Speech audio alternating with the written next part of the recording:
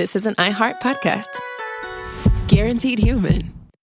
You're listening to a podcast, so you're doing something else too, like maybe scrolling home listings on Redfin, saving places you like without thinking you'll get them, because that's what house hunting has become. But Redfin isn't built for endless browsing. It's built to help you find and own a home. Redfin agents close twice as many deals as other agents, which means when you find a place you love, you've got a real shot at getting it.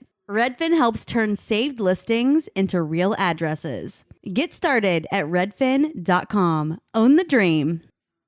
Studies show that 100% of everybody in the world wants to curl up indoors and do nothing because it's so darn cold out there. That's why many people are turning to Bombas, whose pillowy plush slippers and warm merino wool socks have been said to be the most comfortable in the history of feet. Bombas products have been found to boost coziness by up to 1,000,000%. Okay, enough fake statistics, but could Bombas socks and slippers really be the cure?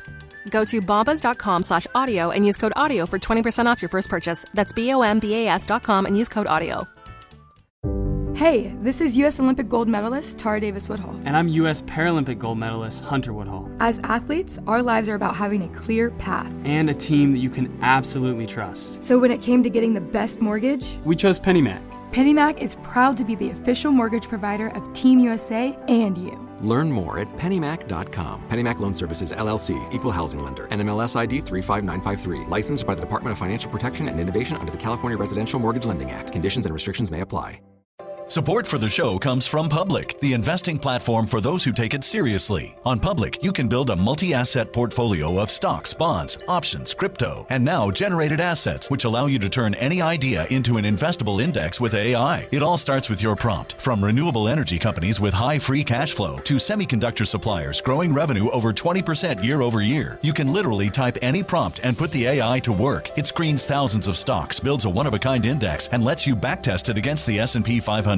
Then you can invest in a few clicks. Generated assets are like ETFs with infinite possibilities, completely customizable and based on your thesis, not someone else's. Go to public.com/podcast and earn an uncapped 1% bonus when you transfer your portfolio. That's public.com/podcast. Paid for by Public Investing. Brokerage services by Open to the Public Investing Inc. Member FINRA and SIPC. Advisory services by Public Advisors LLC, SEC registered advisor. Generated assets is an interactive analysis tool. Output is for informational purposes only and is not an investment recommendation or advice. Complete disclosures available at public.com/disclosures. Welcome to Behind the Bastards, the show where we talk about the worst people in all of history. And every now and then, Jamie, we change ourselves for the better. Wow, we learned something. I got a big file cabinet in the background. I've been learning a lot of things. Yeah, keep up. Just lie about a file cabinet for decades. just like really milk the most out of you could possibly can out of the fact that you worked for a guy with a file cabinet back in the 60s. Imagine if everyone had that foresight to be like, no, you don't understand. I used to work at a comptroller's office, and it feels like a real missed opportunity. Yeah. It's not too late. I hate that word, by the way. Comptroller? Because it's supposed to be pronounced controller. Not the way the Massachusetts comptroller pronounced it, which is kind of funny. Yeah, I mean, we've been talking about Boston a lot, and that's just one more reason they're bad. Anyway, outside of Boston. Martys. Yeah. Jamie, welcome back to the story of Billiam Cooper. Oh, good old Billiam. Are you ready to continue? I see you've got your Beanie Baby. I just got my eBay Beanie Baby in the mail. I'm so excited. And that's a death-themed Beanie Baby, is it not? That's this one. This is the end. Yeah, you do have a death-themed Beanie Baby, yeah. Yeah, the theme is the death of Beanie Babies. I got them, mint condition in the mail. And before anyone bothers me about it, they're like, because there's like this myth that Beanie Babies are expensive. They're not. I got these two for $8 together. So I'm good. I have an animal familiar, and I'm ready to go. Alrighty. Well, let's do some shit. Aliens! All right. On July 4th, 1989, Bill Cooper committed marriage for the very last time. Yeah. This wife would be his most successful adult relationship, and depending on who you believe, their relationship may be evidence that he did grow as a person, although that may not be true either. Yeah, she was a 28-year-old Taiwanese woman named Annie Mordhost. Bill was 46 years old at the time. Yeah, in the grand tradition of all wonderful love stories, Annie and Bill were married in a Las Vegas Boulevard wedding chapel, and we know very little about their courtship. Bill would claim that Annie was the daughter of a nationalist Chinese official who'd fled the country when Mao and his communists won the Civil War. But, who knows what the fuck happened, really, about her life. Annie came in... Sounds like it could be a lie, perhaps. Like everything Bill says, yeah. Right.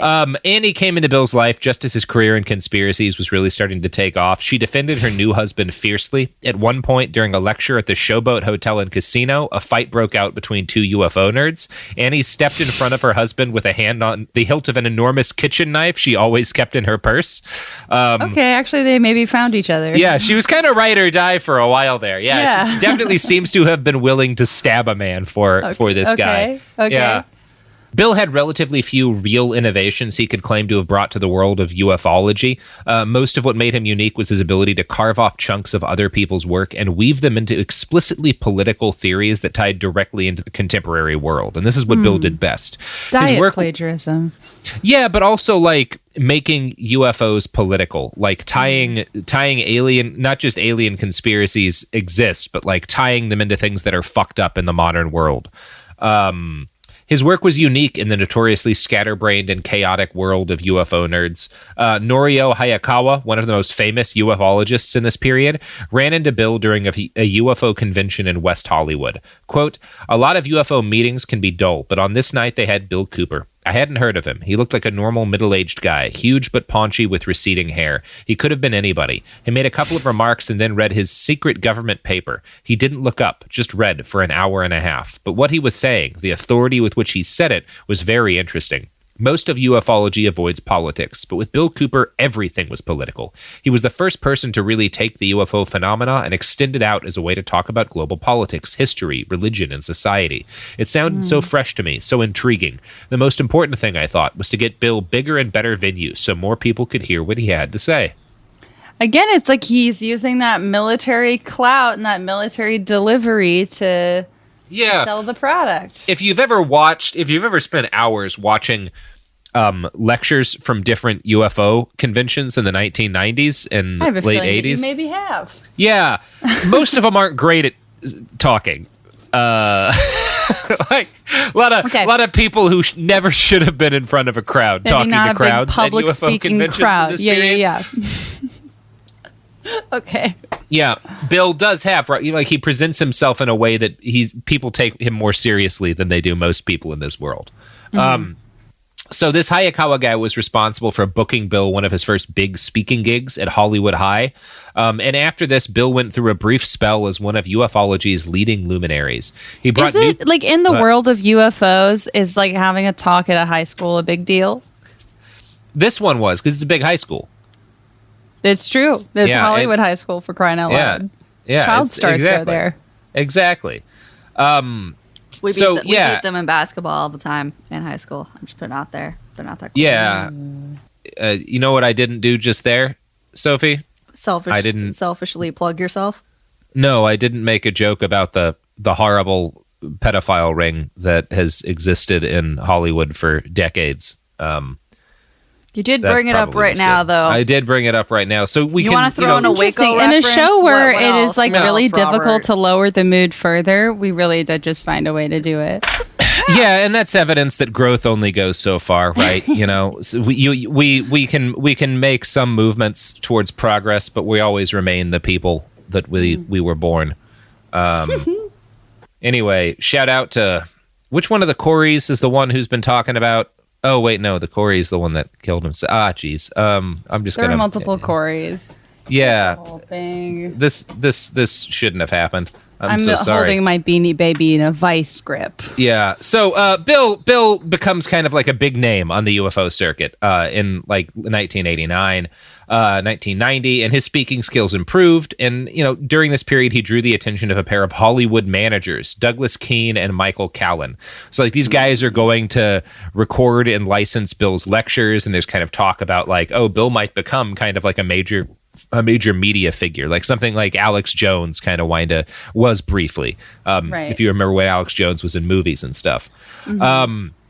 So there's talk about this happening, but Bill kind of immediately gets into a giant fight with these guys and proves himself very difficult to work with. And the dispute arises over the rights to the master recordings of some of his lectures. And rather than like deal with this the way that an adult in a professional context would, Bill calls Michael up drunk, just absolutely hammered, and threatens to murder both men. Bill, diva. Yeah. He tells them, quote, "I'd suggest you be real careful. Don't ride no bucking broncos. Don't do nothing you haven't done before, because I guarantee you no one is going to hurt me and get away with it. Take care, Mike. Love you. And we're going to make sure you amount to something, even if it's a pile of dog shit. We miss you. We really do. And the next time we see you, we're going to get you a real good present." Oh my God. Yeah. He sounds like he's on an 8chan board. Yeah, and the next morning, Dean wakes up to find out that his tires have been slashed. And since Bill lived nearby, like, it was kind of not a mystery. No! Oh, Bill. I mean, not a subtle man. Not a subtle man. So, yeah, Dean reported Cooper to the sheriff, and Bill later wrote that this was all part of a scheme to disrupt his work and stop him from educating the American people. Oh, sure. Yeah, and that's, kind of what Bill is big into the UFO scene until like the early 90s. Really 1991 is when he starts to undergo a change of heart around the whole issue of UFOs and extraterrestrials. So what does that make? That makes it like less than 10 years that he's heavy into that culture, wait, right? it's only really a couple of years that he's... So it's just really a passing interest for him. Yeah, he's always partly in it. So basically he claims that he starts to become like convinced in the early 1990s that like rather than UFOs being like the hoax being around the government trying to cover up UFOs, the existence of UFOs is itself a hoax. He calls it the greatest hoax in history, and it's being perpetrated by the government to like give people something to focus on while they ignore the real conspiracies that are going on. Which there's actually some evidence that stuff like that was going on, that like the CIA and shit were kind of pushing conspiracy theorists to discredit in general like anti-government sentiment and stuff. Anyway, sure. But Bill becomes convinced that like there's this grand conspiracy and pushing fake UFO beliefs to sort of confuse and discredit people who are going to speak out against the New World Order. It's like that's really what's going on. And the root of his new theory came from a 1917 speech given by John Dewey, the famous educator and psychologist, the Dewey Decimal System guy. Bill became convinced that the Dewey Decimal System guy is kind of at the heart of the coming New World Order. So in this 1917 speech, Dewey had made the historic error of idly speculating that an alien invasion might be the only thing that could force humanity to unite and like save itself from, wiping itself out in horrible war. And since this was coming at the end of World War I, you get where Dewey's coming from. Like, it's a pretty hopeless time to be a human being. He's like, if only aliens would invade and we could all unite against something that like wasn't murdering each other. Right. But Bill Cooper was convinced that Dewey's words weren't just like the idle and somewhat desperate hope of an intelligent man staring out at the devastation of war and hoping for a way to prevent more death. Instead, he became convinced that those words were a flagrantly clear signal of the secret plans of the New World Order. Oh, see, I guess that's where we divert in our thought. Yeah. Yeah, and it is kind of like, I think Dewey, you could probably argue, is kind of like the root of where, like, that whole theory, that whole part of the Watchmen comes from. Like, I think Dewey's kind of the first guy to really be like, it'd be nice if aliens came. Like, maybe we'd stop murdering each other for a single second. Right. Yeah. It is so like, you can understand where it comes from and where the desire to want it to, deflect the blame on what's going wrong in the world and in the country onto literally anything except the people that are already there and running it. Yeah. Yeah. So Bill gets, increasingly starting in like 1991, really into the New World Order conspiracy theory. And the New World Order conspiracy theory was like, you'd call it a super theory. It was really more of a whole conspiracist mindset rather than like a discrete conspiracy theory. So we're well outside of like the realm of, JFK was murdered by the CIA, right? That's a simple conspiracy theory. You can explain it to anyone who's curious in a sec. Yeah. The New World Order conspiracy theory is a mindset, and every new thing that happens in the world, if you like a believer is going to kind of file in somewhere in that conspiracy theory. It kind of it's one of it. Yeah. And you could see the NWO as kind of an evolution of Majestic 12, so Majestic 12 starting in like the late 80s is this theory about this, secret government that gets set up after Roswell. And the New World Order is just kind of really an evolution of this. And it comes at the end of the Cold War for a good reason. Michael Barkun writes that the theory came to, quote, constitute a common ground for religious and secular conspiracy theorists. Because you could tie in these kind of apocalyptic Christian millenarian conspiracy theories, but you could also tie in like completely a-religious conspiracy theories, like, the JFK assassination. Like, it all fit underneath the New World Order, just kind of depending on your own personal beliefs. Okay. And Bill Cooper was kind of the guy who very first plugs Majestic 12 and Roswell alien nonsense into the NWO. And depending on the point in his career, he either did it to claim that like the New World Order existed to kind of hide the existence of aliens from people, and then later that like, the NWO is his pushing fake UFO conspiracy theories to distract people, whatever. Like, he takes both tacks over the course of his career.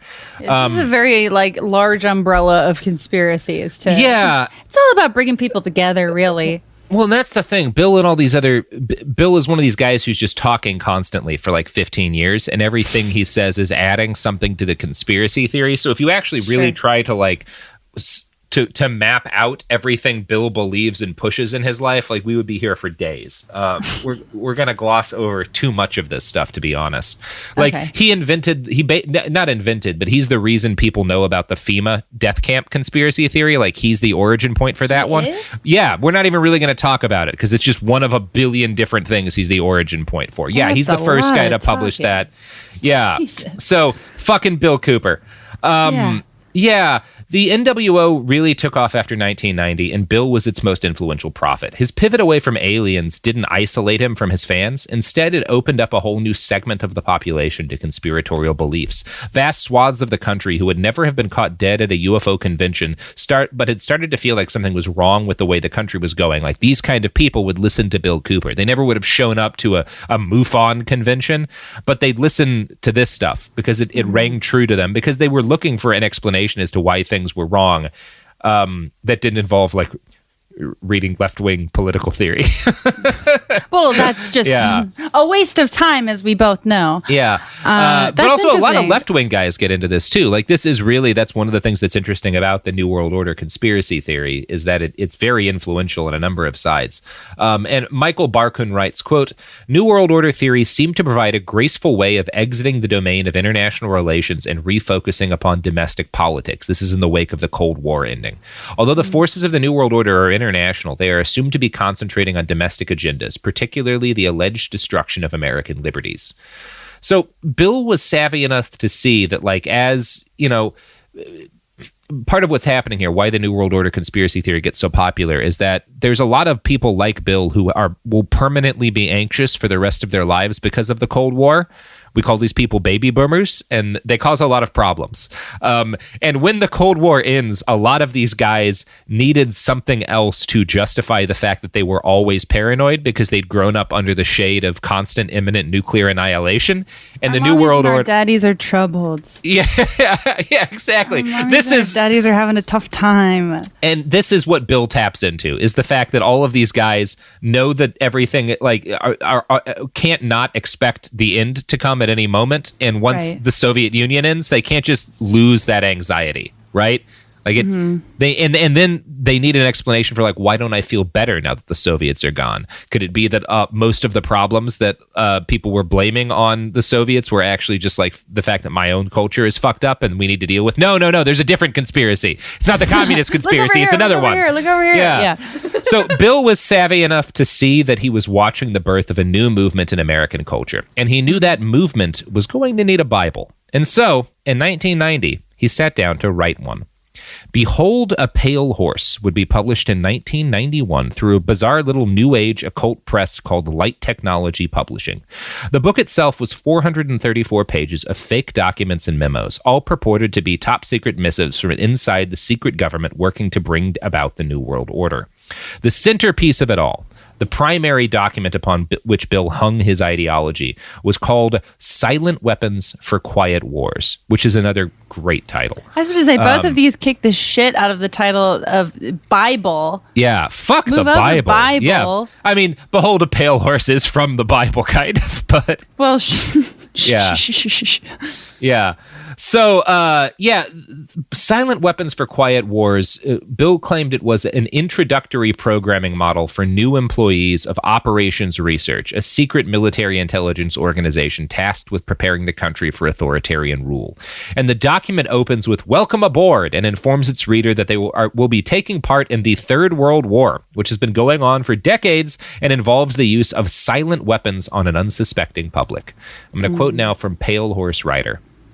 Written at the level of an undergrad paper in electrical engineering, Silent Weapons for Quiet Wars defines a silent weapon as differing from a conventional weapon in that it shoots situations instead of bullets, originating from bits of data instead of grains of gunpowder. It attacks under the orders of a banking magnate instead of a military general. Because the silent weapon causes no obvious physical or mental injuries and does not obviously interfere with anyone's daily social life, the public cannot comprehend this weapon and therefore cannot believe that they are being attacked and subdued. The public might instinctively feel that something is wrong, but because of the technical nature of the silent weapon, they cannot express their feeling in a rational way. They do not know how to cry for help and do not know how to associate with others to defend themselves against it. Huh. Yeah, you can see why this is attractive to some people. Yeah. You can, and it's. I mean, now it sounds vaguely familiar, but if I had heard this at the time, I would have been like, huh? Yeah. Interesting. Okay. For a very long time, almost everyone assumed that silent weapons had been the creation of Bill Cooper himself. He opened the very first episode of his radio series, The Hour of the Time, by reading from this.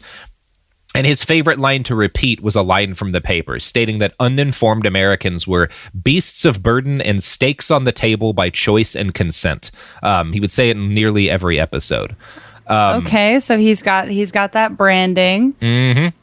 The reality, though, is that Bill was something of a middleman for bringing silent weapons into mass awareness. The whole paper had actually been cooked up by Hartford Van Dyke, a convicted counterfeiter who had essentially cobbled the thing together himself from bits written by other paranoid libertarian thinkers. Mm-hmm. Band. Paranoid libertarian thinkers. Our EP is out. Yeah, it's interesting. So Bill, Silent Weapons for Quiet Wars is kind of like that line in particular is kind of why Bill adopts the phrase, wake up sheeple. Because like that, he was referring to a specific thing, is that like these New World Order people in their own documents, because Bill believes this thing is real, like think that you're beasts of burden, like that's how they treat you, and like that's what you are if you're not willing to like wake up and realize that you're being played. Bill was very abusive to his audience, so he would regularly like insult and attack the people listening to him for not doing. Well, sure. If his whole thing is, if you're not participating in what I'm saying, you're a fucking idiot, and you're going to be hurt. Like that's a place to start. Yep. So through his book Behold a Pale Horse, Bill injected a whole host of now common conspiracy theories into the mainstream. Not just his theory about JFK, but postulations that AIDS was one of many secret weapons designed by the U.S. government for use against its own people, actually to wipe out black people in Africa. And this, we'll talk more about that in a little bit. As it turns out, very little in Behold a Pale Horse was original. Bill had just taken a variety of different pamphlets and like hoax papers that had been circulating, over the conspiracy community, and bound them together in a handsome volume with really good cover art. You should look up the book right now to see the cover art. Like it's good. Behold a Pale Horse. Yeah. Cover. Okay. So all this stuff has been like circulating in sort of conspiracy nut communities. Ooh. But you'd get it as like, somebody hands you like a poorly Disney concept art. It's pretty. Yeah, it's pretty, and it's well organized, and this stuff had been existed for a while, but if you came across it, it would be like you'd run into someone's poorly mimeographed copies of Silent Weapons for Quiet Wars at a gun show or something next to his like Nazi flags. And Bill puts them in this really like good cover art, like well bound, like actual book. And this is again still a period of time in which books mean something to people. Right.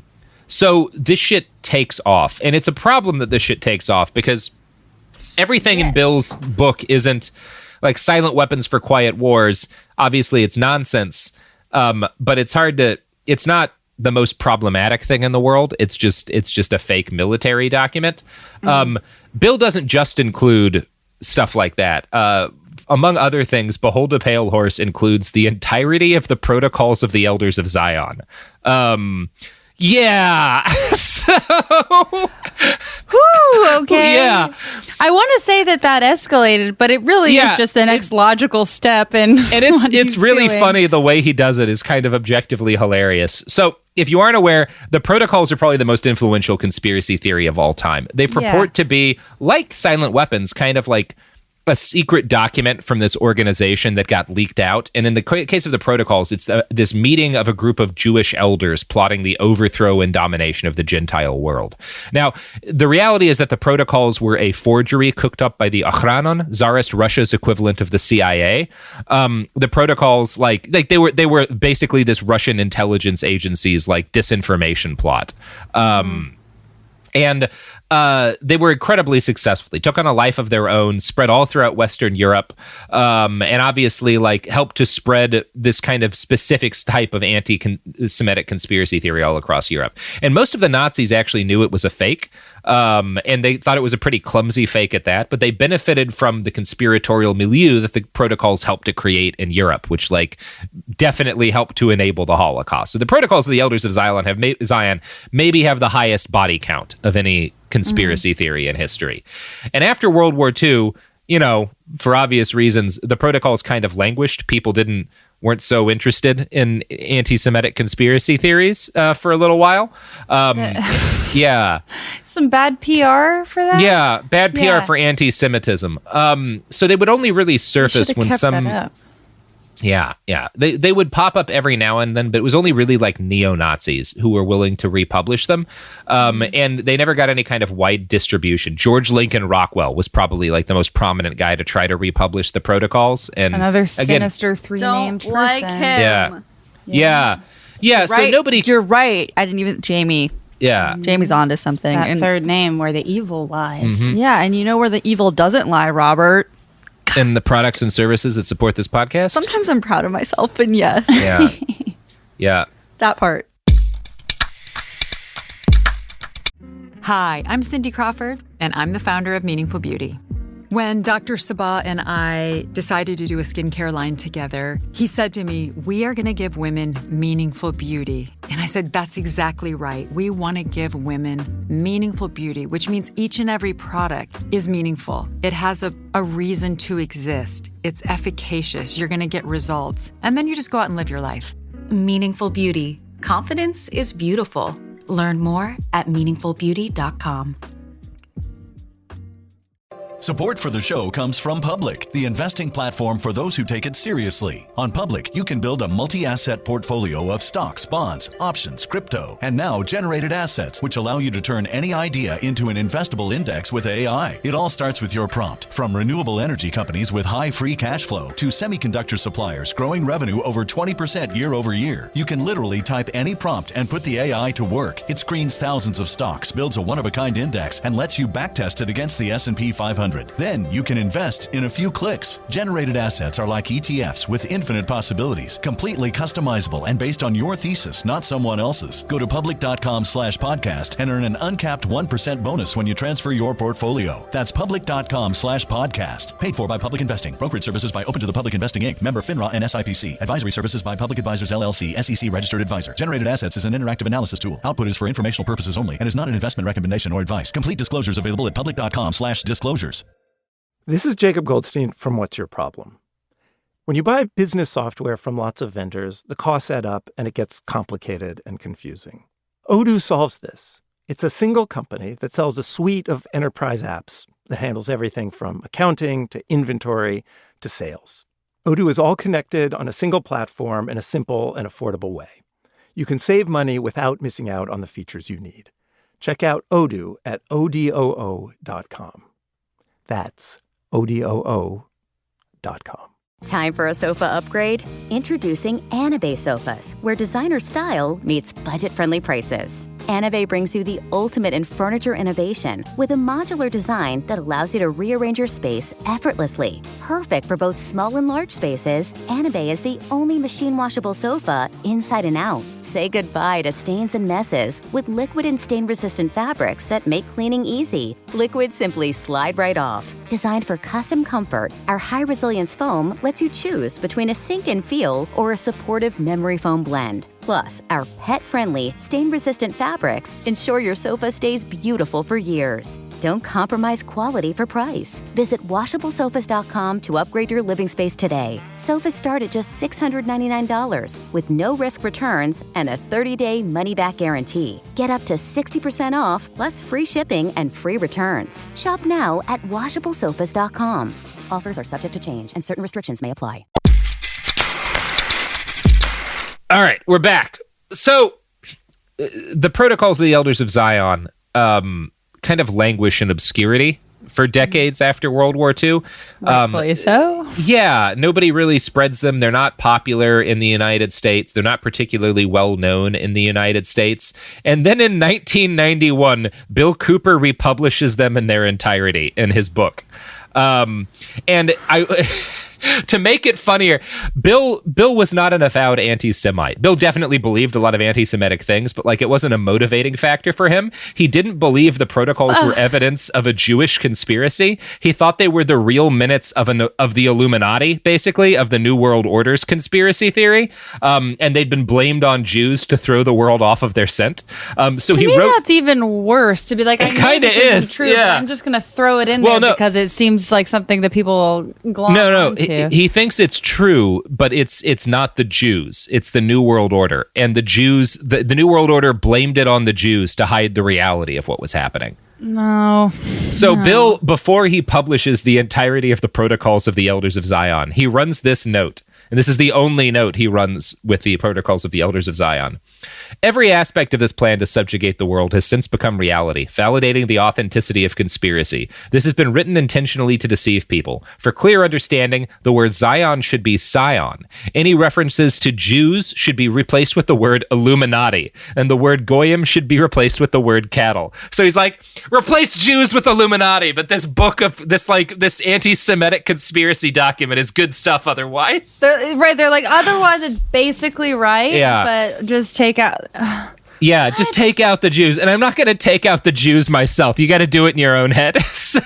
Yeah, he's not willing to do any sort of legwork. Yeah. He makes it sound like a simple clerical error that was made.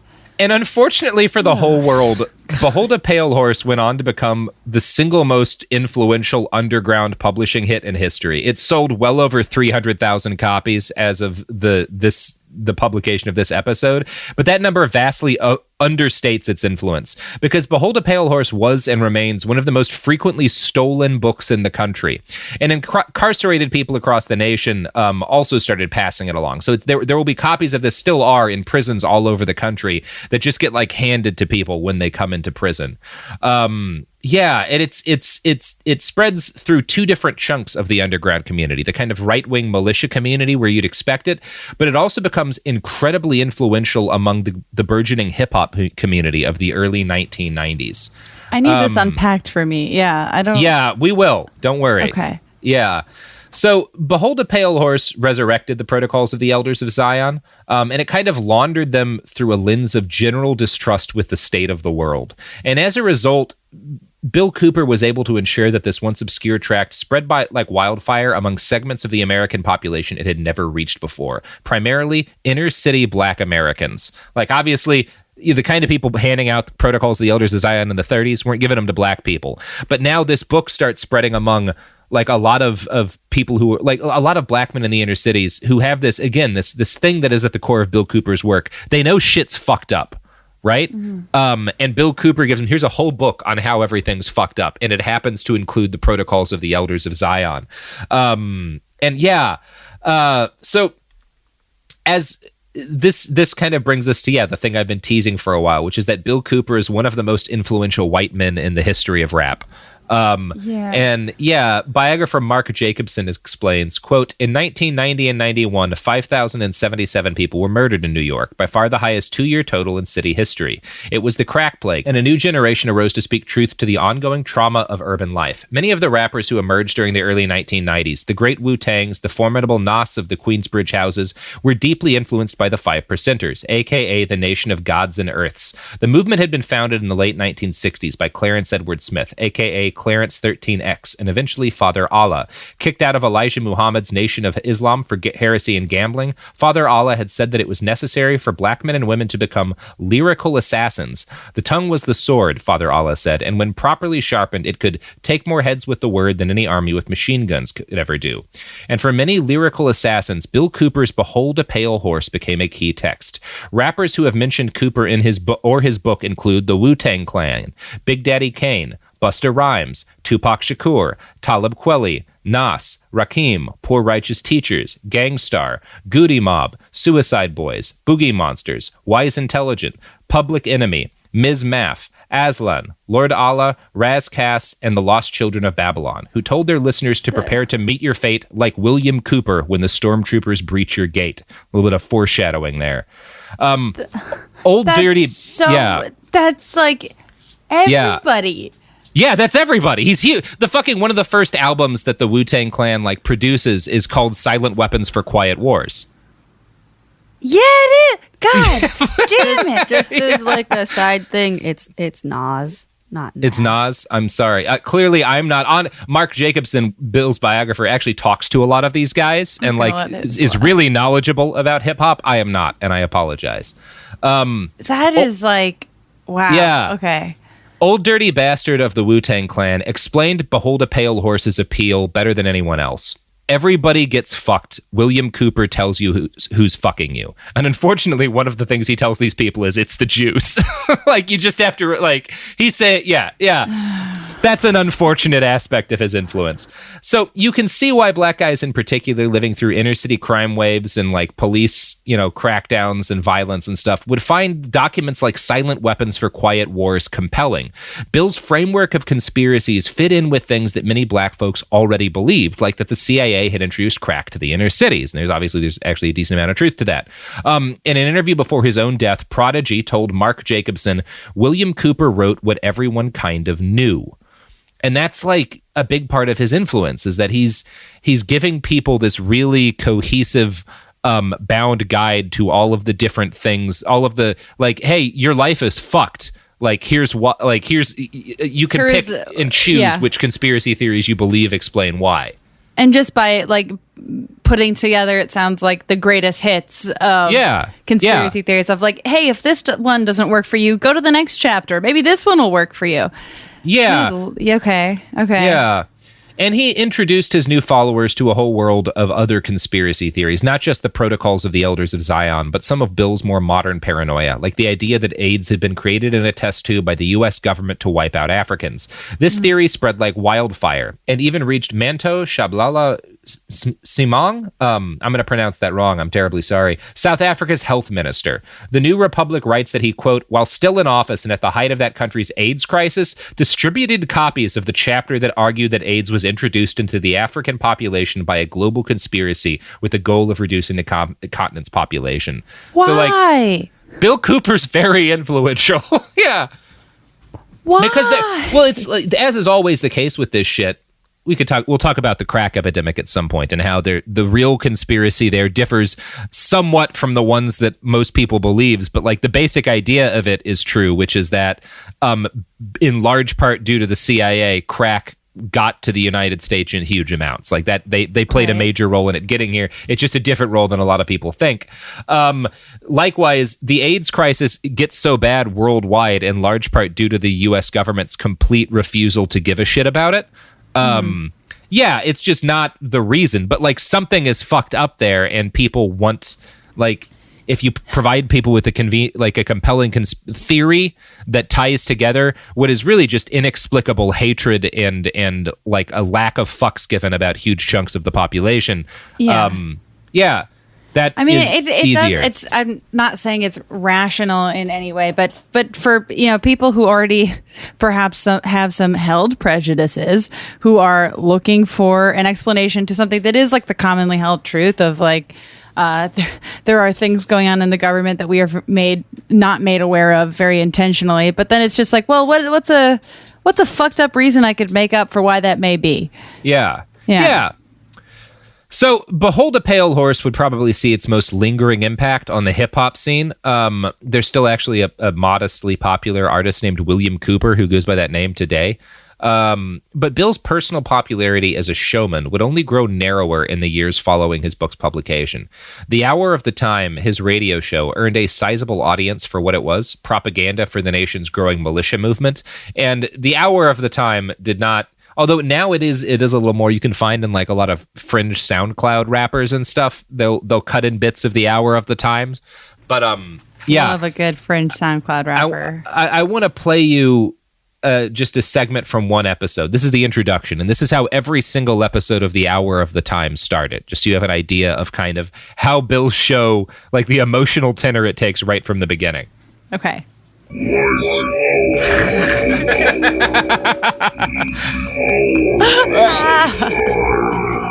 This does sound like SoundCloud rap intros.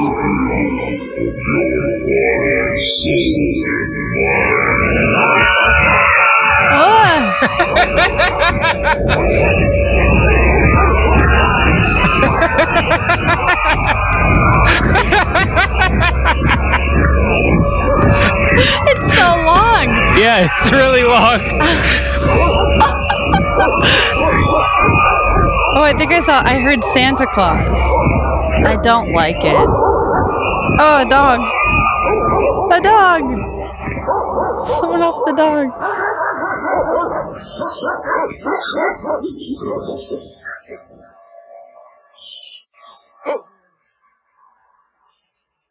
What you have just heard, listeners, all over the world, is a warning. And you will hear this warning from here on out. You've been listening to your leaders tell you that there's a great move toward democracy in the world. You witnessed the parting of the Iron Curtain, the fall of the Berlin Wall, the fracturing of the Soviet Union. And this is all supposedly toward a new worldwide democracy.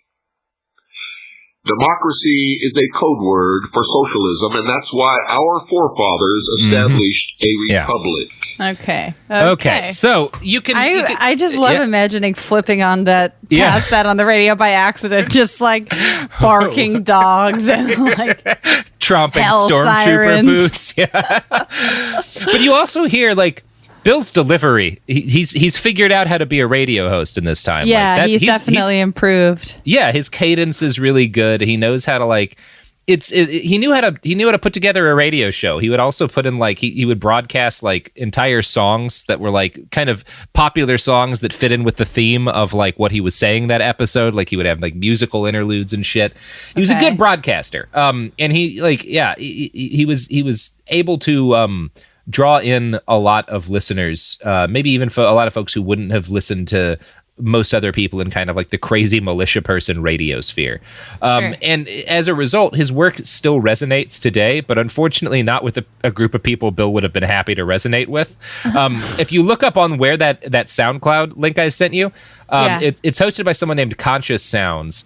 They have 2,800 followers. And look at that Photoshopped logo that they designed for Bill's show. Oh, that wasn't his?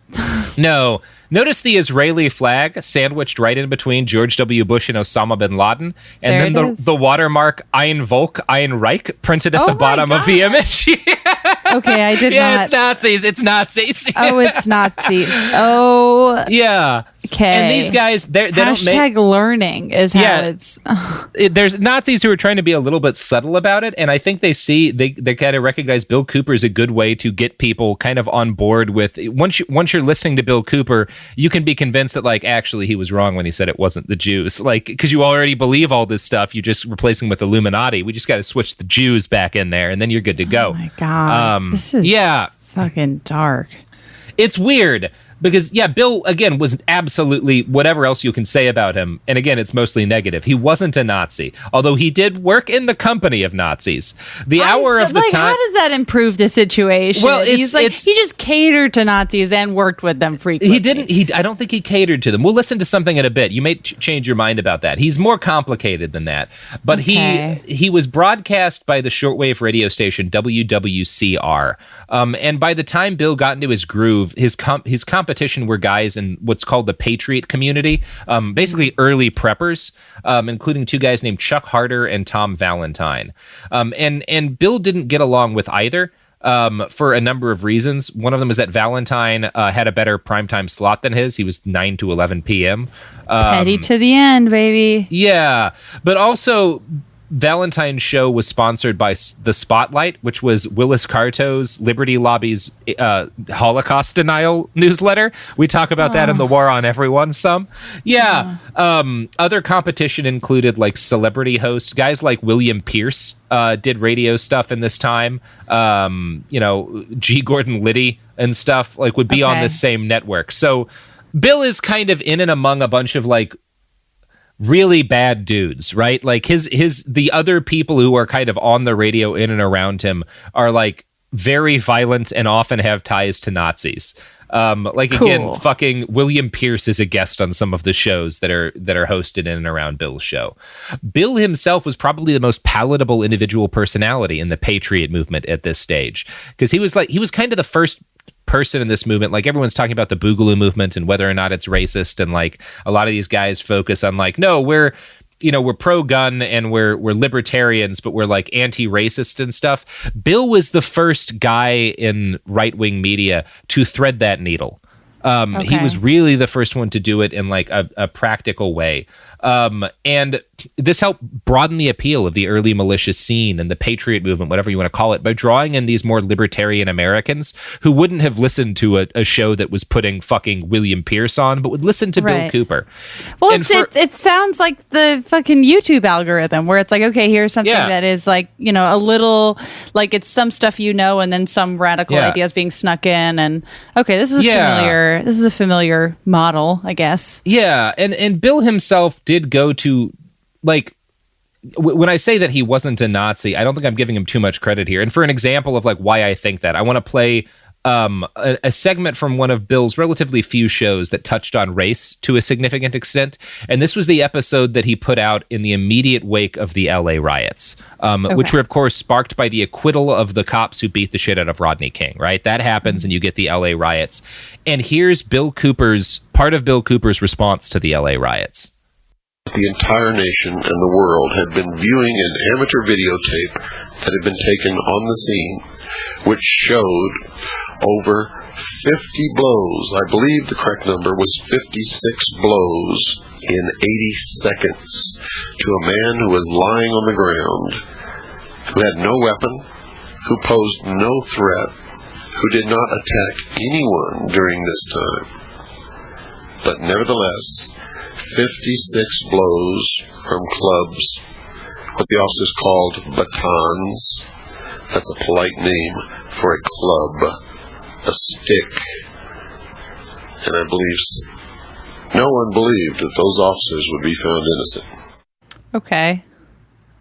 That is not what I would have expected from him. Right? No, that's a pretty reasonable thing to say about the Rodney King beatings.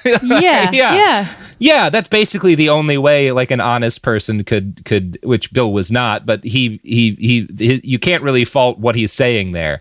And he went on to complain about the looting and rioting by people in Los Angeles and say that it was they were making a really dumb call by like destroying their own neighborhoods. But he's catering to boomers, of course. Yeah.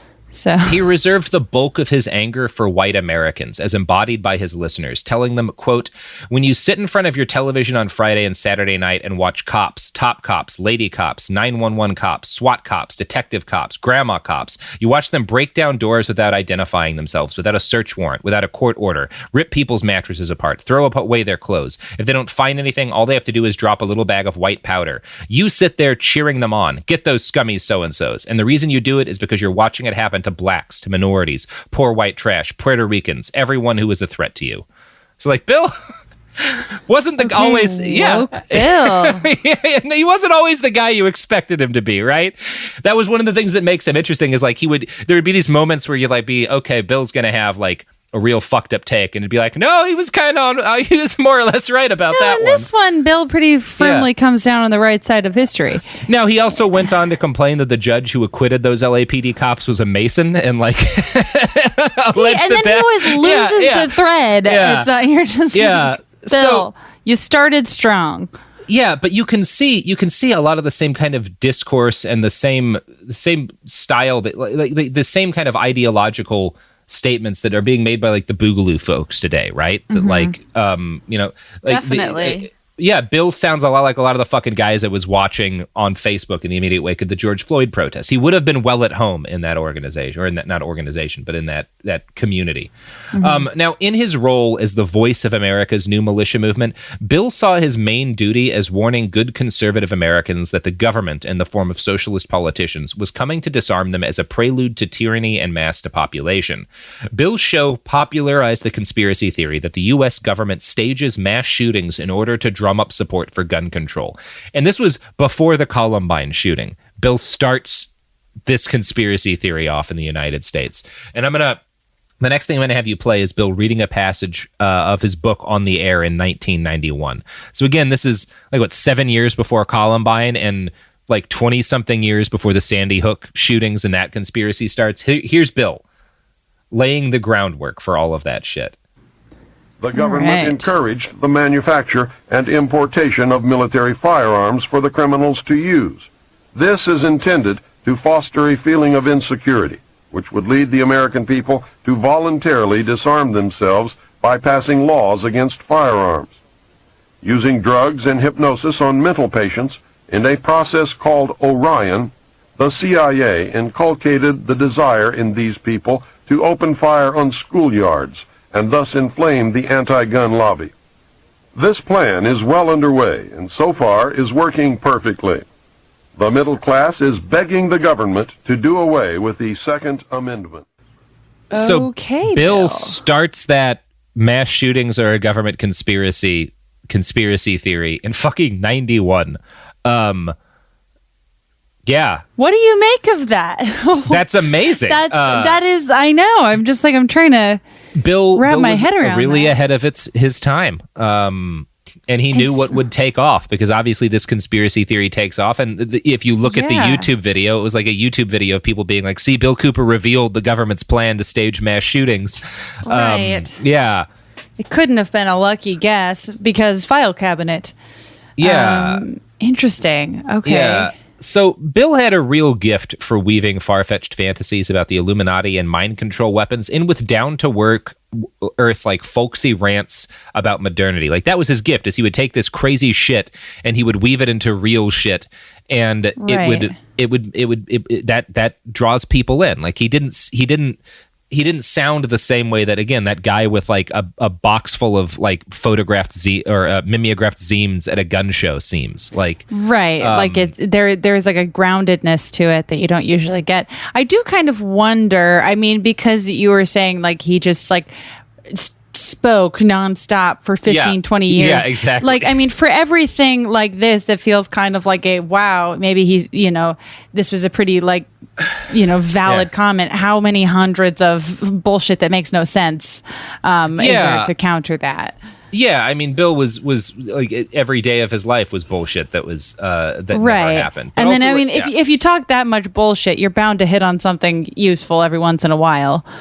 Yeah, I mean, it's not like, well, I mean, it's not something that's true, because obviously mass shootings are a product of a wide variety of unhealthy things in our culture, and I don't think any reasonable person thinks the government is even competent enough to fake that sort of thing. But just hitting on the idea that it would be an appealing idea. Well, that's what he understands, is like what people want to believe, and what people need is like, here's this real problem, mass shootings. We need to explain, the soaring violent crime rate in the early 90s. I need to explain it with something that blames it on, that like makes it a part of this conspiracy. Like that was Bill's talent, is weaving that shit together. And he would do it by like, one of the, I think the most revealing rants that he put together that like sort of shows you his appeal was him sort of complaining about automobiles. He stated, "I've gone from driving automobiles that I could take apart and put together, blindfolded by myself as a teenager, to cars that I can lift the hood on and not even recognize most of what I'm looking at, except that I know it's an engine in there, some kind of system that ignites the fuel." And this was like, Bill was basically taking, with this sort of thing, these kind of feelings of inadequacy that were very common and increasingly common in this chunk of American men whose like jobs, good factory jobs, one that had been eliminated. These guys, where a lot of them lived in like rural communities that were very rapidly dying as the country increasingly urbanized. So he would take these feelings of like being bowled over by the complexity of modern technology and feeling left behind. So he would weave them into this conspiracy about the New World Order. As his biographer notes, Bill basically argued that stuff like, the increasing complexity of automobile engines wasn't just a factor of developing technology. It was, quote, "one more way the controllers separated you from the utility of your person. This was how silent weapons work, how they stuck the dunce cap of helplessness on your head." And a big part of Bill's appeal was that he provided his listeners with a way to feel as if they were part of the solution, actually fighting back against this New World Order, rather than just sitting helplessly and watching it eat everything. He created the Citizens Agency for Joint Intelligence, or CAGI, which Bill marketed as a sort of volunteer civilian answer to the CIA or the FBI. CAGI. Yeah, the Citizens Agency for Joint Intelligence. Citizens Agency for Joint Intelligence. Yeah. Jamie and I both made the same face. We're like, so any of his listeners could join CAGI and start collecting and submitting intelligence, which Bill would read on air if he liked it. And so this had a couple of benefits. Number one, it let his listeners feel like they were part of this like insurgent movement fighting back against the New World Order. And it filled up airtime because Bill could just read bullshit that his audience sent in as if it was intelligence that his agency had brought up. Another like 24-hour news cycle, a little ahead of the curve there. Yeah. It's very smart. Filling up very time, smart. And CAGI wasn't just like an institute off on its own. It was the intelligence wing of the Second Continental Army, which Bill claimed was a secret nationwide militia dedicated to the preservation of the values that the U.S. had been founded under. Bill refused to give up the name of the commanding general of this august force because it was him, but many of the promotion papers that he handed out were signed by George Washington. Yeah. He was always like really cagey about who was in charge, but it was Bill. Like Bill. Yeah, because it was him. Yeah, because it was him. He was the whole army. Yeah. But then he's like, but who knows? It's hard to say. Yeah.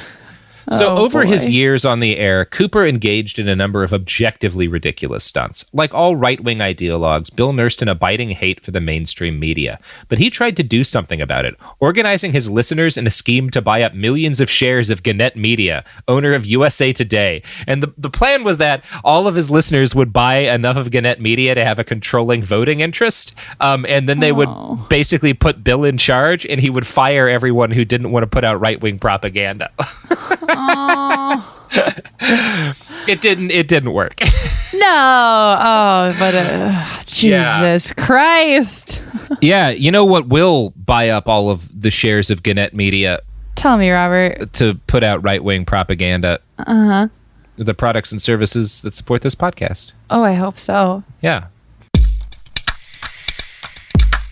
Now I'd like to introduce you to Meaningful Beauty, the famed skincare brand created by iconic supermodel Cindy Crawford. It's her secret to absolutely gorgeous skin. Meaningful Beauty makes powerful and effective skincare simple, and it's loved by millions of women. It's formulated for all ages and all skin tones and types, and it's designed to work as a complete skincare system, leaving your skin feeling soft, smooth, and nourished. I recommend starting with Cindy's full regimen, which contains all 5 of her best-selling products, including the amazing youth-activating Melon Serum. This next-generation serum has the power of melon leaf stem cell technology. It's melon leaf stem cells encapsulated for freshness and released onto the skin to support a visible reduction in the appearance of wrinkles. With thousands of glowing 5-star reviews, why not give it a try? Subscribe today and you can get the amazing Meaningful Beauty system for just $49.95. That includes our introductory 5-piece system, free gifts, free shipping, and a 60-day money-back guarantee. All of that available at meaningfulbeauty.com. Support for the show comes from Public, the investing platform for those who take it seriously. On Public, you can build a multi-asset portfolio of stocks, bonds, options, crypto, and now generated assets, which allow you to turn any idea into an investable index with AI. It all starts with your prompt. From renewable energy companies with high free cash flow to semiconductor suppliers growing revenue over 20% year over year, you can literally type any prompt and put the AI to work. It screens thousands of stocks, builds a one-of-a-kind index, and lets you backtest it against the S&P 500. Then you can invest in a few clicks. Generated assets are like ETFs with infinite possibilities, completely customizable and based on your thesis, not someone else's. Go to public.com/podcast and earn an uncapped 1% bonus when you transfer your portfolio. That's public.com/podcast. Paid for by Public Investing. Brokerage services by Open to the Public Investing Inc. Member FINRA and SIPC. Advisory services by Public Advisors LLC, SEC registered advisor. Generated assets is an interactive analysis tool. Output is for informational purposes only and is not an investment recommendation or advice. Complete disclosures available at public.com/disclosures. This is Jacob Goldstein from What's Your Problem? Business software is expensive, and when you buy software from lots of different companies, it's not only expensive, it gets confusing, slow to use, hard to integrate. Odoo solves that because all Odoo software is connected on a single affordable platform. Save money without missing out on the features you need. Odoo has no hidden costs and no limit on features or data. Odoo has over 60 apps available for any needs your business might have, all at no additional charge. Everything from websites to sales to inventory to accounting, all linked and talking to each other. Check out Odoo at odoo.com. That's odoo.com. Life gets messy. Spills, stains, pet accidents, and kid chaos. But with Anabay, cleaning up is easy. Our sofas are fully machine washable, inside and out, so you never have to stress about messes again. Made with liquid and stain-resistant fabrics, that means fewer stains and more peace of mind.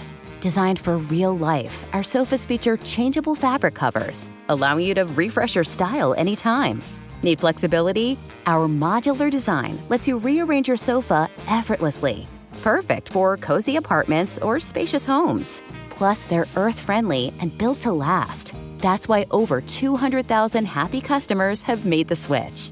Upgrade your space today. Sofas start at just $699. Visit washablesofas.com now and bring home a sofa made for life. That's washablesofas.com.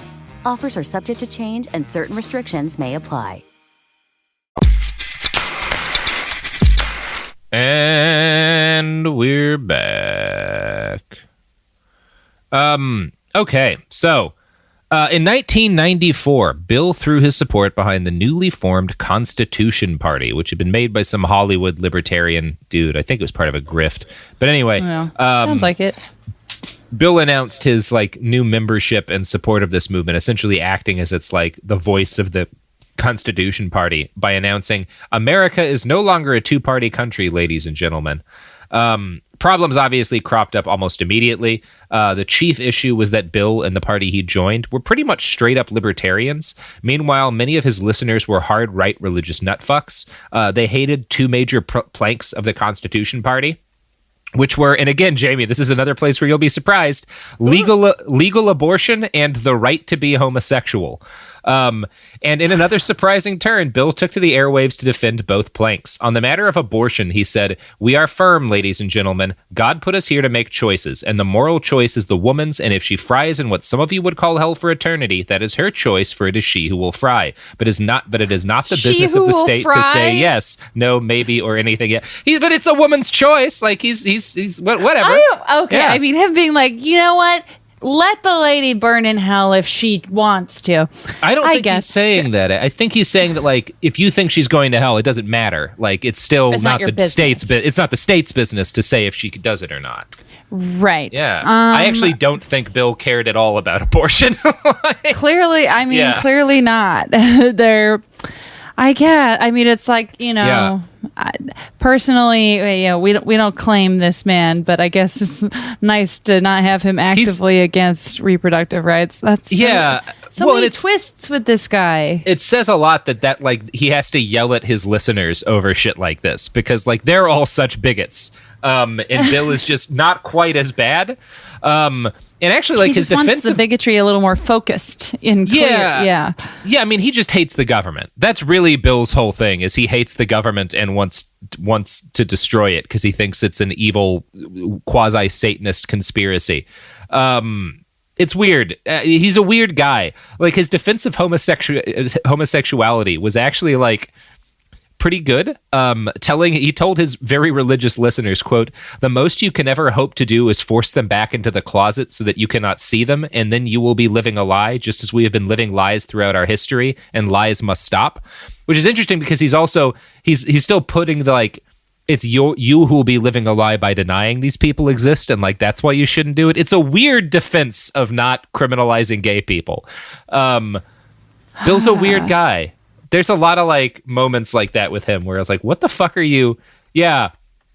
And I don't want to be whitewashing him here because these are like these areas where he's surprisingly decent, kind of just have been used sometimes by folks to obscure the fact that he was fundamentally a man who believed that anything that vaguely smacked of socialism was tyranny and had to be violently opposed by men with guns. And so while he would be doing stuff like saying, hey, it's fine if you're gay, he would also be saying you should have as many guns as possible so that you can kill people who try to, I don't know, give healthcare to folks.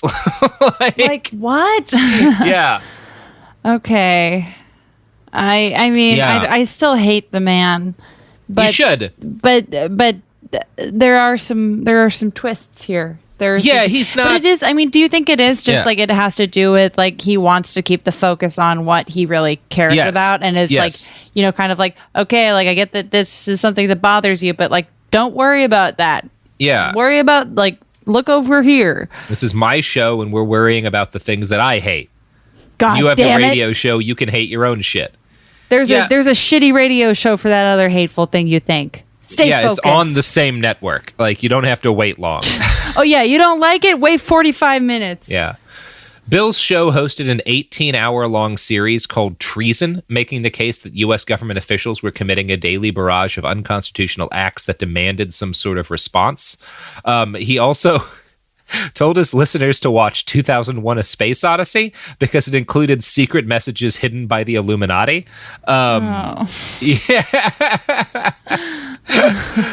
And this is a thing you're hearing QAnon stuff now. There's this like widespread belief that like the cabal, this like elite group of satanic demon worshippers, hide like the secrets of their, like there's all these weird Hollywood movies that are real. Like The Bourne Identity is like there's real, like it is like fundamentally real.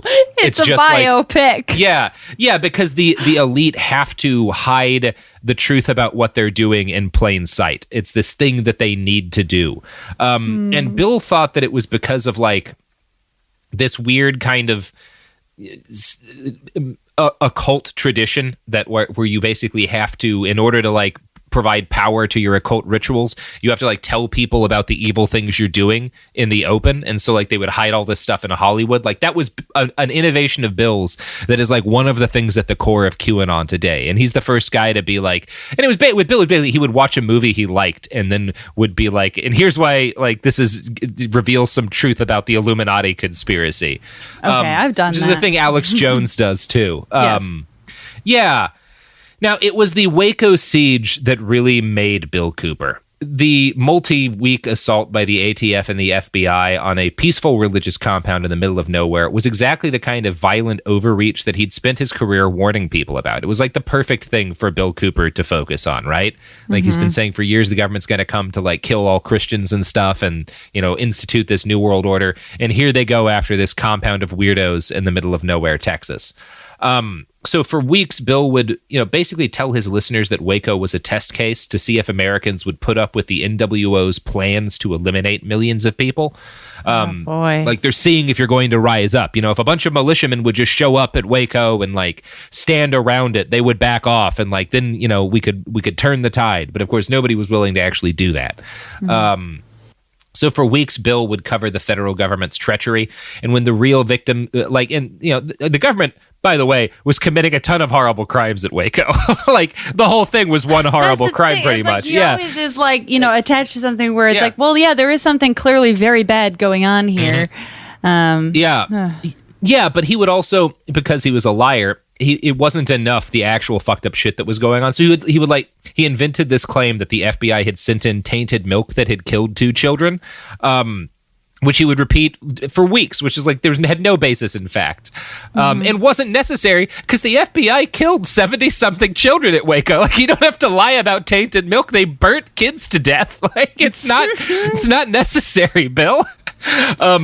He was also adamant that David Koresh was monogamous and does not play around on his wife, which is... What's the point? I feel like that's like that's more of a him thing than he had to... politics thing. Koresh had to be a good guy, and the people at Waco had to be like fundamentally heroic, rather than like a bunch of flawed and fucked up people themselves who still didn't deserve to be burnt alive. Right. Yeah. Oh boy! So obviously, Bill was as horrified as the rest of the world when the FBI. All the hills to die on for David Koresh. That David is a Koresh very easily disproved one. Not just defending David Koresh, but picking the hill. David Koresh was faithful to his wife.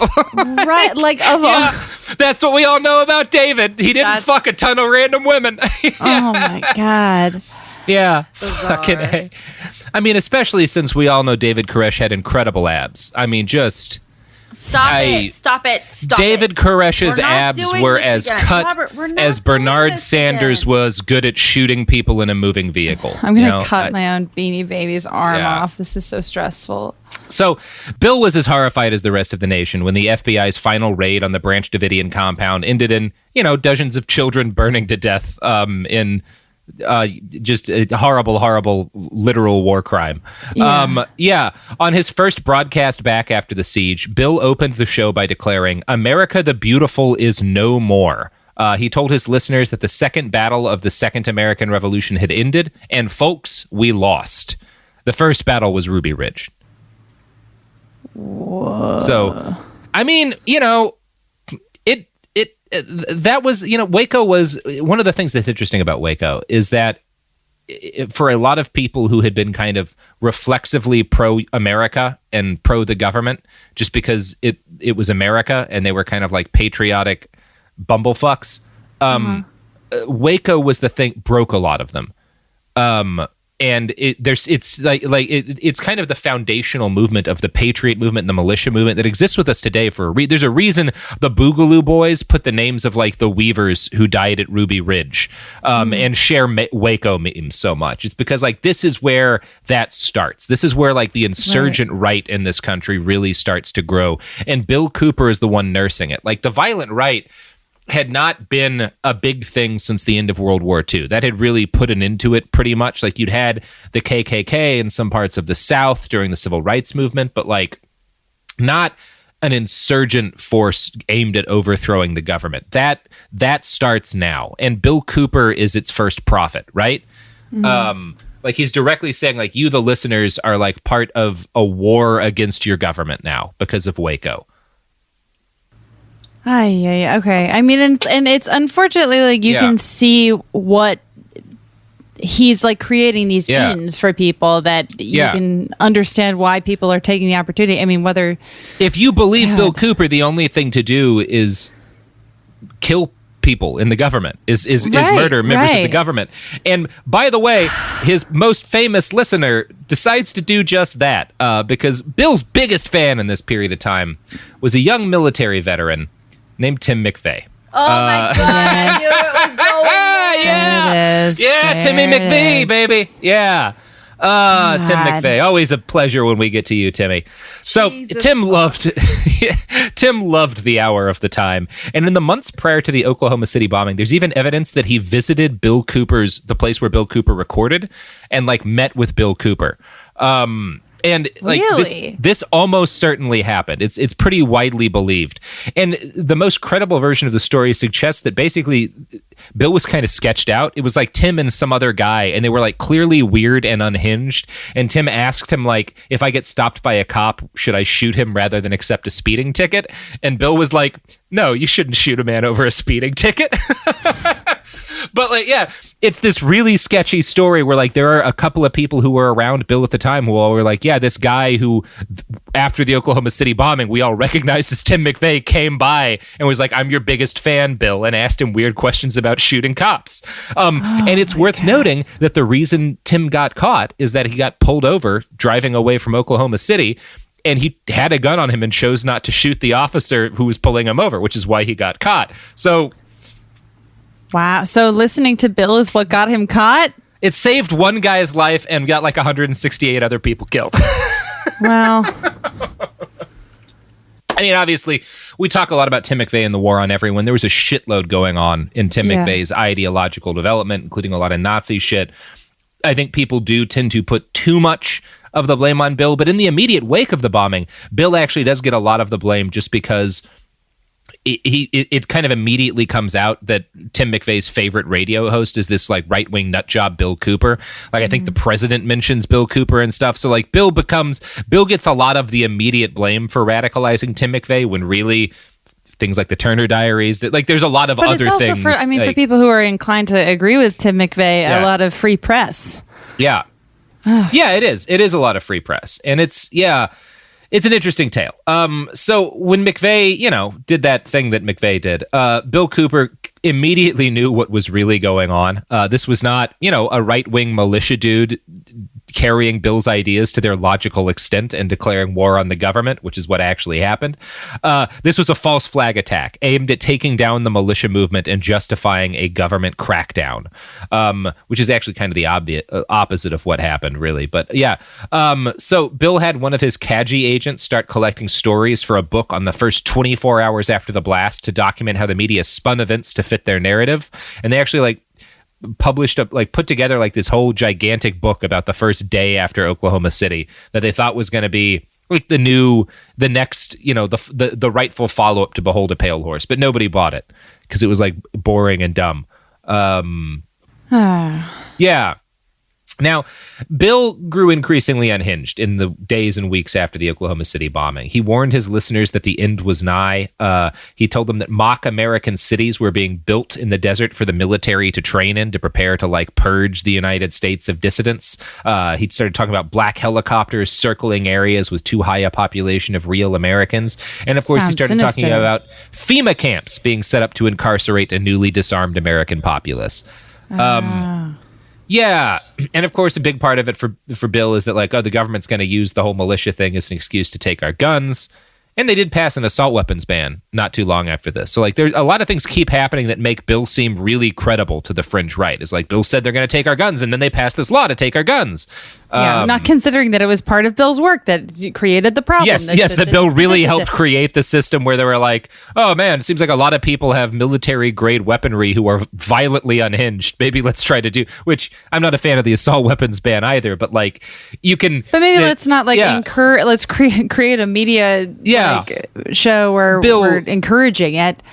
Yeah, it's a great way to get it taken makes away. It a lot. He has a big impact on why that happens. He has a big impact on the growth of the militia movement. Real feedback loop developing here with exactly. With it's the same thing with these Boogaloo guys who are obsessed with being Second Amendment absolutists and who are going to guarantee massive restrictive gun control legislation comes in if a Democrat ever gets into office again, because you guys have been such violent lunatics in public, waving guns around and scaring people. And thanks. Yeah, thanks. You did a great you're job. Helping create the problem that if there is a crackdown, it's that is, in no small part your fault. Yeah. So, in August of 1995, McVeigh's old friend Michael Fortier did an interview with a far-right newsletter where, when asked what led to the bombing, he replied, "I can't say a whole lot, but we heard lots of tapes and saw videos and read things. There's this guy with a radio station in Arizona, Bill Cooper. He keeps calling people sheeple and was mad that they ain't doing anything to change things. Well, we got to thinking that's right. Things need to change." Tim really responded to that. In 1996, James Nichols testified in federal court that he, his brother Terry, and Tim McVeigh listened to Cooper as often as they could. They called him the voice of the militia movement. So, yeah, Bill helps to cause all of the things that cause all of the things that he's scared about. that's right. So it's, I mean, with that kind of looking at it now, you're like, well, of course he may have seemed right about a lot of these things. He was anticipating potential consequences to problems that he was helping create. Not that the government isn't guilty of stuff like that themselves. I just, It's like when the FDA eventually raids my compound and burns dozens of children to death in our basement, I'll seem like a prophet for having predicted it. But really, by constantly engaging in this battle with the FDA for years, I'm in a way creating the situation myself, which is why you should buy. Be associated with this clip when it inevitably. Goes bad on me? Surfaces after your prediction turns out to have been true. You know what you should do, Jamie, is buy one of our new FDA-approved to cure all diseases masks, which are in fact FDA-approved to cure all diseases. That's official FDA approval. So sold. buy the mask. He just did that entire thing to plug his new merch, just so you know. Mm-hmm. Do you this whole accept episode, Bitcoin? I am digging up metaphorically the corpses of the dead at Waco in Oklahoma City and Ruby Ridge in order to sell face masks and spark a fight with the FDA. That's why, because I am a monster too. I'm just as bad as Bill Cooper. I'm putting that on your Wikipedia page. Thank you, Jamie. So coming up in the biggest trial in American history as the inspiration behind a mad bomber was not a great move for Bill's long-term career, especially since he'd stopped paying taxes in 1992 and also lied on a loan application. So he starts getting warrants issued for his arrest for, again, committing crimes. And he lives up on top of a mountain in Arizona at this point in time. And the sheriff of Apache County, where he lived, was actually a pretty smart guy and was like, if I try to arrest Bill Cooper, he's going to go down in a hail of gunfire and it's going to be just a terrible, it's going to be another Ruby Ridge, and I'm not going to fucking do that. Like, he can live on the top of his mountain for another 50 years for all I care. And he tells the FBI this. The sheriff's like, I'm not, arresting this guy. And the FBI are like, yeah, it seems like a really bad idea to arrest this guy. Let's just let him. Anything that happens to Bill Cooper to him is like a confirmation that what he was saying was right. He's like, well, I'll probably be, taken out or arrested. It's like, well, yeah, because you're evading your taxes, but it's a problem you've created. Oh, and that's exactly what Bill does with it. So, the actual law enforcement in his area just kind of leaves him alone. He regularly will go out to a local Mexican restaurant and get enchiladas and shit, and nobody tries anything because, again, nobody wants the bullshit that would come with trying to bring Bill Cooper in. God, imagine being so annoying. Yeah. But Bill becomes a massive drama queen about the whole thing, breathlessly talking about the siege of his compound and bragging about it, how he and his wife and his little daughter aren't leaving and won't leave, they don't leave for years and are living under. And he'll talk about how they've got anti-helicopter countermeasures and secret militiamen guarding his compound with him, and he'll vaguely discuss all his security measures and shit, which was all bullshit. He had one friend who was a vet who would hang out with a gun with him sometimes when he got scared. And he had some cans strung up. There was no security network set up. It was cans. His security was cans. I may be making that one up. But it was, he didn't have any canon. Sort of meaningful security network because he was broke and living in a crumbling house on top of a mountain because he had no money. Right. Yeah. And we don't know a lot. We don't know a huge amount about his situation with his wife, but at least one of his friends catches him having this really vicious screaming fight with her where he's at least mentally abusive, and you get the feeling he was probably physically abusive to her. If we're taking his past history into account, most likely. Almost certainly. At the same time, it becomes really clear to anyone listening that really the only thing keeping Bill kind of tethered to reality is his daughter. And she's a little kid at this point. He'll have her on the show a bunch. She hosts it with him sometimes. Oh my God. And he's like really, it's kind of heartbreaking. I don't want to go into too much just because it's a real bummer to listen to them together, because eventually Bill's abusiveness forces his wife to leave him, and she like flees with their daughter, and he never sees her again because of what happens next. But again, she did absolutely the right thing, because Bill at this point is a hardcore alcoholic. He's continued to be mentally and probably physically abusive. He's locked them away in a mountaintop compound, hiding from the fucking feds. He's and directly the police. tied to the Oklahoma City bombing. He's directly tied to the Oklahoma City bombing. Like, Annie makes the right call in getting their kid the fuck out of there eventually. And again, Annie deserves some blame because she stays for a long time, and she's a pretty, at least for a chunk of his career, a very willing participant in the Bill Cooper thing.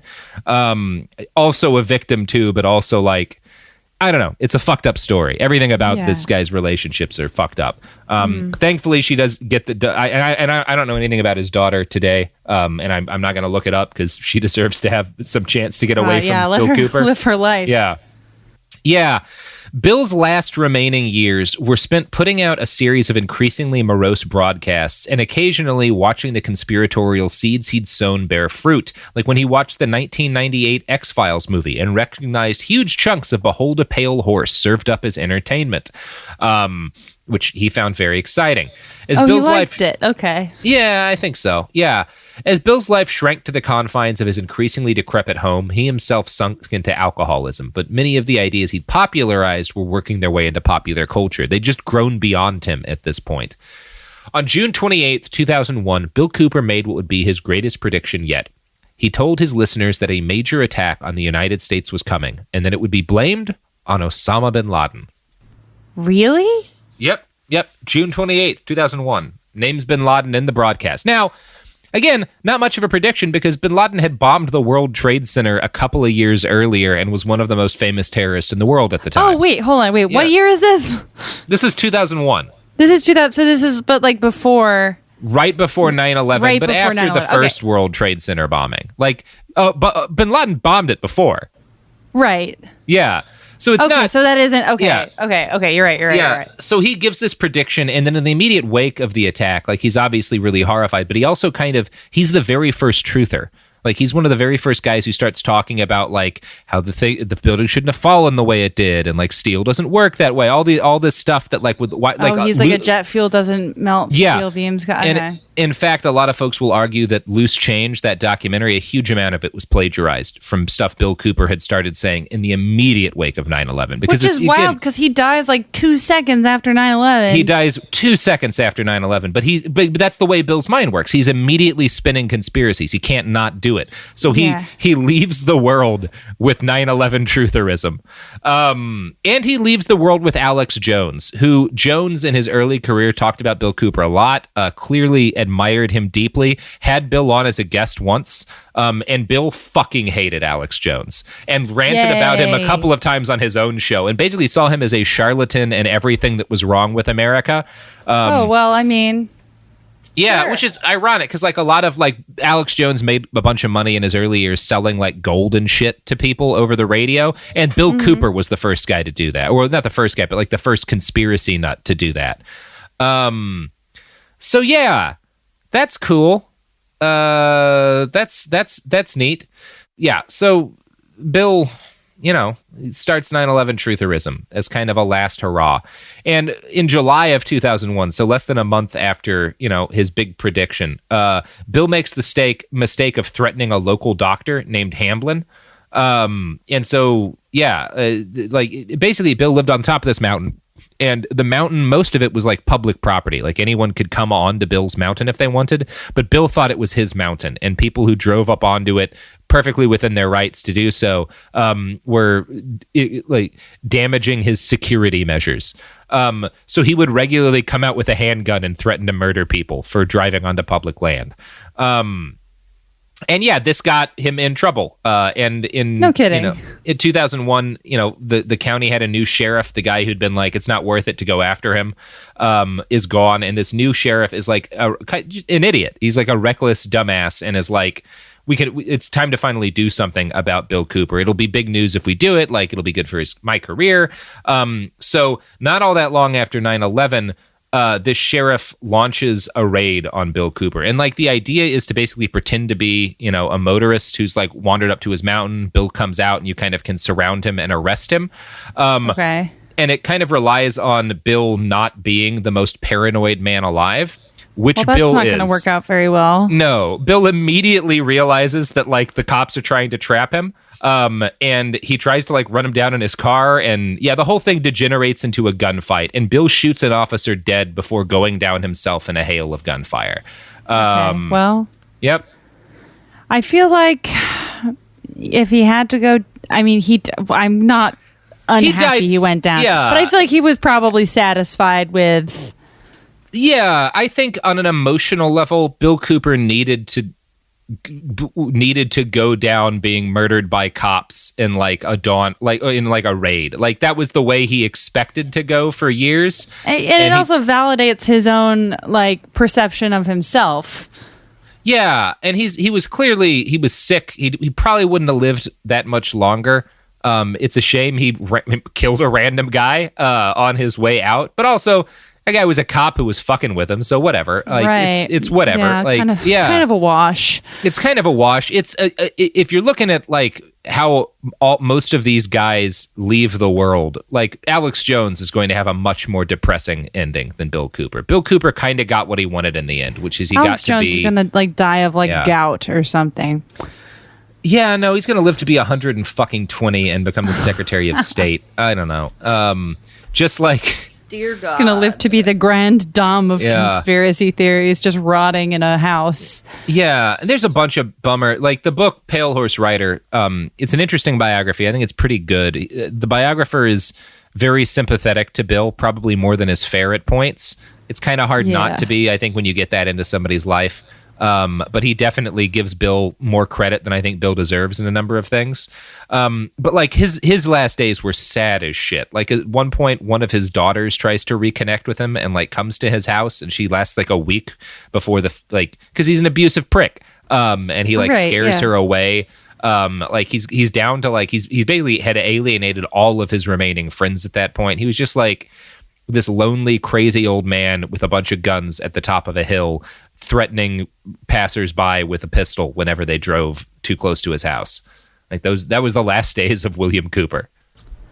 Well, again, I mean, while I do think that the links to like his life as a military brat and then the very clear PTSD that like dogged him throughout his life are sympathetic entry points. He seemed to have really lived out a life full of problems he created by himself. Yeah, Bill is a guy who's dealt a rough hand of cards and throws the cards away and starts pooping in a box and then demanding people treat the poop as if it is a deck of cards. And when everyone else is like, no, Bill, that's clearly poop. He gets angry at the entire world and starts a radio show. Is that a good? Is that a metaphor? When has that ever gone well for anyone? Yeah. So don't become a conspiracy icon at the cost of your own happiness and loved ones, and instead become a fashion icon and also render yourself immune to all diseases with our new FDA approved to prevent all diseases mask. This is a really good ad. This whole episode was an ad, right? Yeah, absolutely. Yeah. Okay. Just checking. Like Bill Cooper, I have decided to cash in on the fact that I'm a fundamentally broken antisocial person with a head full of PTSD. And I'm choosing to do it with masks. Oh, good. Well, I'm glad that you could find someone to connect with on this show. Yeah.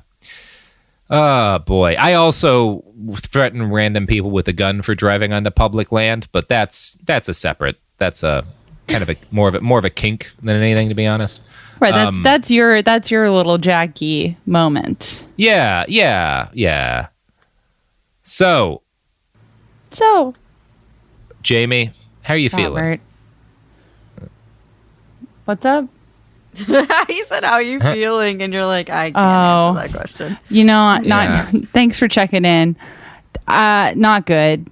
I don't feel good about it. I feel this is a more complicated not good than I'm used to. On the show, but yeah, he's a complex man, a complex, fundamentally abusive person whose toxicity left him alone on a mountaintop. Yeah. Oh boy, yeah. This was a dark one. And tell you what, it's not great. How do you feel? I feel like I'm not at all looking into my own future. I have a. Robert, with each passing day, we get worried. We worry about you, and we get more worried about you. And with each passing day, that's actually my full-time job. I get closer to having that mountaintop compound. You really are edging your way up the mountain as time goes on. Yeah. So that I can get into my last great fight with the FDA. Fucking cowards. If you go down at the hands of the FDA, it'll be so funny. It'll be so funny. Oh my God, yes. What a great punchline to an incredible life. As a human being, I think you owe a responsibility to try to leave something entertaining for the children. And another person dying in an old folks home. No kid's gonna but you hear about this podcast host who started a war with the FDA that got 70 kids burnt to death in a basement. That's a story people are gonna tell. I really need the kids cut out of this equation. No. You being murdered by the FDA, look, everybody, I can handle. this is why everyone still loves David Koresh. Look, he got 70 kids killed, and now he's the sexy guy with abs on a fucking Netflix special. So he did have too many abs on the Netflix show. It's clearly fine to get a lot of kids killed. I don't even think it was Netflix. I think it's just on Netflix. Oh, really? That's where I watched it. I don't want. Somebody totally. He did have too many abs on the show to the point where I was also like, is it tasteless for him to have this many abs on the show? Whoever made it, it was the like a bold. The actor who played him was very hot, and that guy was very not. It was a bold choice to look at a man who fucked 14-year-olds and had illegal child brides and say, we got to rehab this dude. We got to rehab this dude in a major TV show. How is the answer to be let's make him sexy? We got to have him play in a rock show right before the FBI kills him. And it was on Paramount Network. Somebody told me we were wrong last time when we gave credit to Netflix for that. Whatever. Terrible casting of a hot man. What a ridiculous series. It was a mess. The Unabomber series was problematic too, but at least they got a guy who looked like a dangerous shut-in to play the Unabomber. And they didn't have David Koresh drop a rap album right as the FBI comes into his fucking house. He's just playing guitar. I think the only series that I think is worse than Waco in terms of this genre of TV is the assassination of Gianni Versace. I haven't even watched that one. Bad. It was ridiculous. I hated it. It won awards. I thought the OJ one was pretty good. The OJ one was great. The OJ one was really good. The Gianni Versace one is a fucking mess. Darren Criss plays Andrew Cunanan. It's a disaster. Yeah, Ross from Friends really changed my opinion of that Kardashian guy. I like Rob when he Kardashian. says juice. Whenever he says juice, I'm laughing. Yeah, when he calls him juice. Juice. You believe Don't it. Do you it, believe juice. it. You believe that Ross from Friends not only calls his friend that, but because he's such a fan of his friend, he's so excited to get to call him juice. You hear that in him. It's really heartbreaking. It's a great. I like I like that. The trial of O.J. Simpson. Solid. Jamie, do you want to plug your pluggables before we plug any more docuseries that we don't have claim in? I'd like to plug the OJ series. I like it. Great. I watch it, maybe about once a year when I get sick. Yeah, when it's time for, Ross from Friends and his love of O.J. Simpson. It's good TV tested. for when you get sick. Yeah.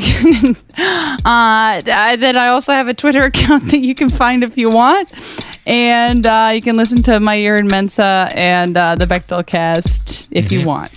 And you can find me on a mountaintop in Idaho with dozens and dozens of young followers as I await the violent hands of the FDA. I'm just not allowing this to be Are you trying to protect me from myself here, yes, Sophie? Yes, I am, sir. It's what I do. Sophie does not want to do the episode on you when you are killed by the FDA. I just really don't. I can't stop really Wacoing. I can't stop Wacoing. It's a sickness. Now there's some merch. I think we should end the episode before you do anything else that upsets. Yeah, I should. I should. Is there any other way you'd like to perjure yourself before the episode's over? Yeah, let me give you my feelings on and that's the episode.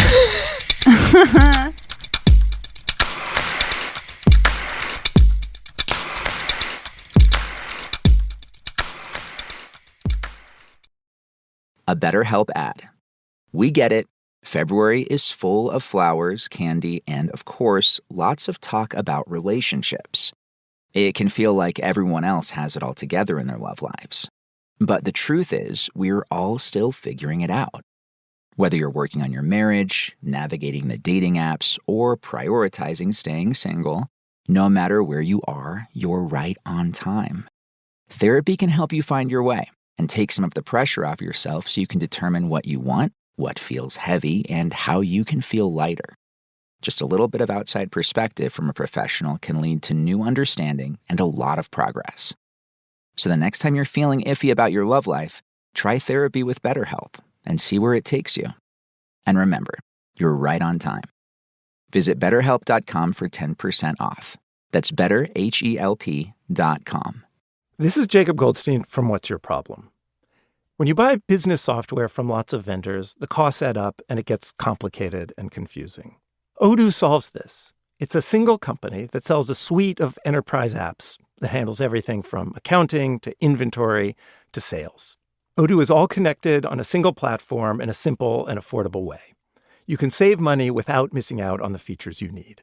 Check out Odoo at odoo.com. That's odoo.com. Time for a sofa upgrade? Introducing Anabay Sofas, where designer style meets budget-friendly prices. Anabay brings you the ultimate in furniture innovation with a modular design that allows you to rearrange your space effortlessly. Perfect for both small and large spaces, Anabay is the only machine-washable sofa inside and out. Say goodbye to stains and messes with liquid and stain-resistant fabrics that make cleaning easy. Liquids simply slide right off. Designed for custom comfort, our high-resilience foam lets you choose between a sink-in feel or a supportive memory foam blend. Plus, our pet-friendly, stain-resistant fabrics ensure your sofa stays beautiful for years. Don't compromise quality for price. Visit WashableSofas.com to upgrade your living space today. Sofas start at just $699 with no risk returns and a 30-day money-back guarantee. Get up to 60% off, plus free shipping and free returns. Shop now at WashableSofas.com. Offers are subject to change and certain restrictions may apply. There's no championship league for small business owners, but if there was, you'd be at the top of the standings. Because going pro with Lenovo Pro means you've got the winning formation, one-on-one advice, IT solutions, and customized hardware powered by Intel Core Ultra processors help you stay ahead of the competition. Business goes pro with Lenovo Pro. Sign up for free at lenovo.com/pro. Lenovo. This is an iHeart podcast. Guaranteed human.